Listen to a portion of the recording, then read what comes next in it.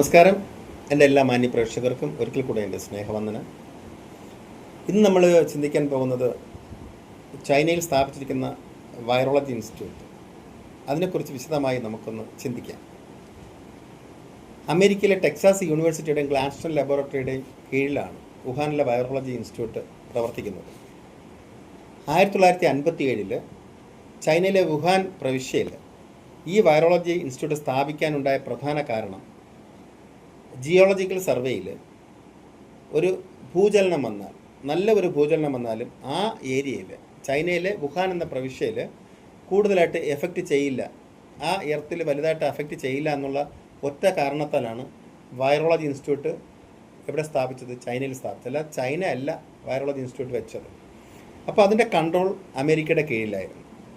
ഈ virology institute 57 സ്ഥാപിക്കുമ്പോൾ, ഞാൻ year vice പറയുന്നതിന് ഒത്തിരി കാരണങ്ങളുണ്ട്, അതുകൊണ്ടാണ്. സ്ഥാപിക്കുമ്പോൾ വളരെ ചിന്തിക്കണം. അവിടെ അന്നൊരു ബയോസേഫ്റ്റി ലാബ് അല്ലായിരുന്നു അവിടുത്തെ വൈറോളജി ഇൻസ്റ്റിറ്റ്യൂട്ട്. ബയോസേഫ്റ്റി ലാബ് അല്ലാത്തതുകൊണ്ട് പല വൈറസുകളുടെയും പഠനത്തിനായിട്ട് അവിടെ അത് ഉപയോഗിക്കാൻ സാധിക്കാതെ വന്നു. ഈ സമയത്താണ് നമ്മുടെ sudden acute respiratory syndrome, SARS, Merz, middle east respiratory syndrome, ഈ വൈറസ് പരത്തുന്ന രോഗങ്ങളുടെ കടന്നുവരവ്, അത് ഐസൊലേറ്റ് ചെയ്ത വർഷം എന്ന് പറഞ്ഞാൽ 1960.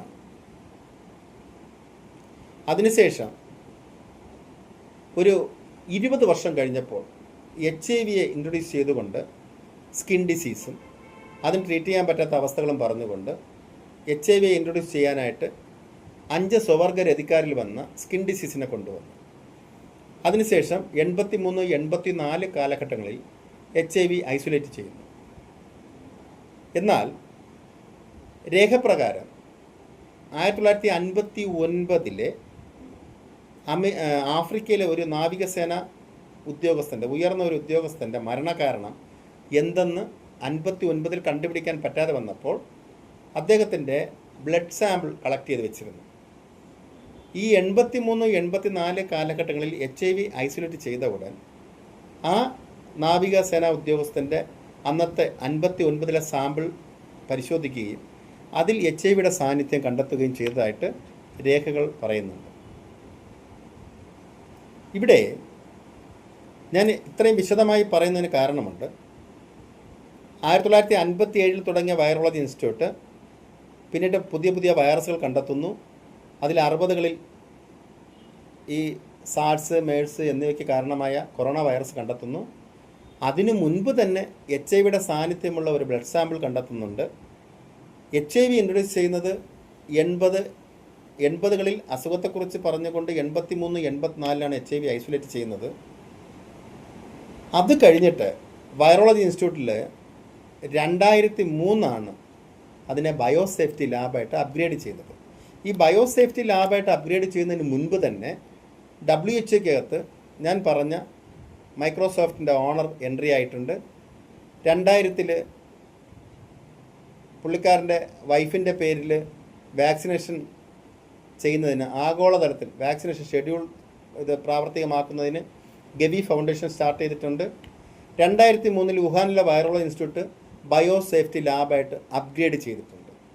ഞാൻ എന്തിനാണ് ഇത്രയും വിശദമായിട്ട് പറഞ്ഞതെന്ന് വെച്ചാൽ, ഈ പാൻഡമിക് 2019 ലോകത്ത് കൊണ്ടുവരുന്നതിന്, കൊറോണ വൈറസ് മൂലമുള്ള പാൻഡമിക് ലോകത്തിൽ കൊണ്ടുവരുന്നതിന് 2000 മുതലേ പദ്ധതി പ്ലാൻ ചെയ്തോ ഇല്ലയോ എന്നുള്ളൊരു കാര്യം ചിന്തിക്കേണ്ടിയിരിക്കുന്നു.